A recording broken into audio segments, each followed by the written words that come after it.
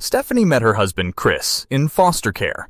Both of them were orphaned at a young age and soon became each other's whole life. They got married shortly after completing high school and decided to start a family. Before we continue, please take some time to subscribe to Dailydose, like, and share this video with your friends.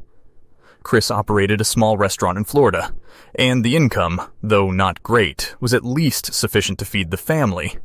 However, when the pandemic happened, things began to deteriorate, and with a newborn child, expenses grew while income decreased.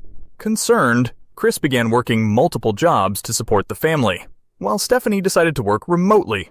Thanks to her sewing classes back in school, Stephanie was able to find a job at a small business that primarily manufactured clothes for women. The business was doing well, and Stephanie was never out of work. She skipped meals and was exhausted at the end of the day when the client lists were long, but more work meant more money, which meant a happier and less stressful month for the year. Myla was only a few months old then, and while her mommy was busy working, she often stayed quiet. She had always been a very obedient baby and never troubled her parents. That was a huge relief considering that Chris and Stephanie didn't feel the need to hire a nanny because their income wouldn't support it. However, things started changing after the night Chris and Stephanie heard Myla crying terribly. "Wake up, Steph. Myla won't stop crying. She must have wet her diapers again," Chris said, attempting to rouse her.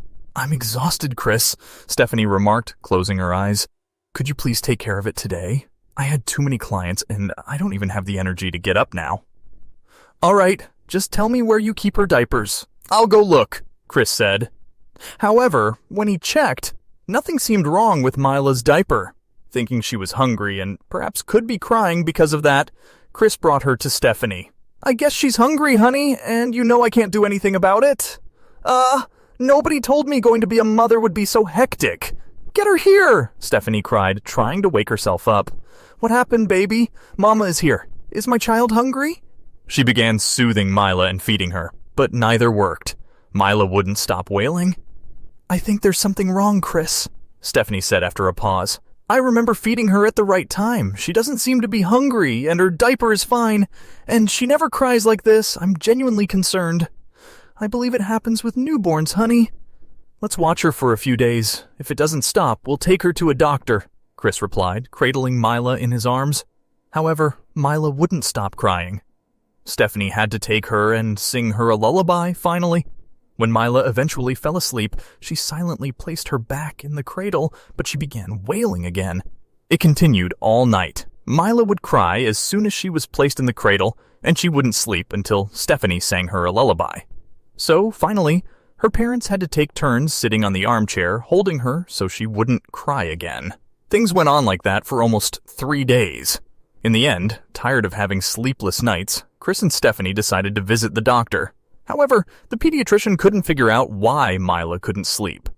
"She's perfectly healthy, and I think it's just a phase," the doctor suggested to them. "Some babies have it, and your child could be going through that too. Don't worry, it'll be fine." But that night, the same thing happened. As soon as Myla was placed in her cradle, she'd burst out crying. Nothing they tried seemed to work until she was taken out of the cradle, and Stephanie sang her a lullaby. "You'll have to take a leave tomorrow, Chris," Stephanie told him one evening. "I can't handle her alone. I have huge orders tomorrow, and if I don't finish it on time, they'll cut my pay, and you know we can't afford it." "It's fine, honey," Chris said. "I'll take a leave. Don't worry." The next morning, when Chris went to fetch some coffee and placed Myla in her cradle, she began crying again. He brought the cradle into the kitchen and gently shook it to get Myla to stop crying. When that didn't work, he took her out of the cradle and began singing. Suddenly, he noticed something sparkly peeping out from beneath the sheet of the cradle. As he looked closely, he discovered it was a tiny pin. "What is this even doing there?" Chris was perplexed. "Is it something you use for sewing?" he inquired of his wife, who was busy with her orders. "Oh goodness, where did you find it? I've been going nuts trying to look for it everywhere," Stephanie retorted from her seat. "Well, honey, now we know why Myla couldn't stop crying as soon as we put her in the cradle," Chris said. "It must have been poking her all the while she was sleeping." "But how is that?" Stephanie had a flashback to what had happened. She'd changed Myla's sheet a while back. In fact, she had made a new one for the baby with special embroidery and had forgotten to take the pin out after the final touches. "Oh my God!"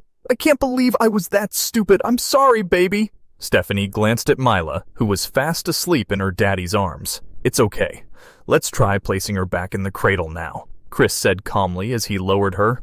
Surprisingly, Myla slept for more than a few hours that day and didn't even cry once. I'm truly sorry, honey. I was so preoccupied with work that I forgot to check the sheet, Stevie apologized. It's not your fault, honey, Chris consoled her. You were just trying to work so that our baby doesn't suffer. But don't worry, from now on, we're going to hire a nanny.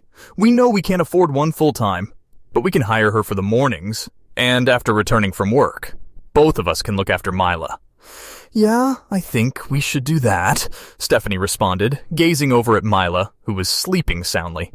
Don't worry, honey, she said softly into Myla's ear.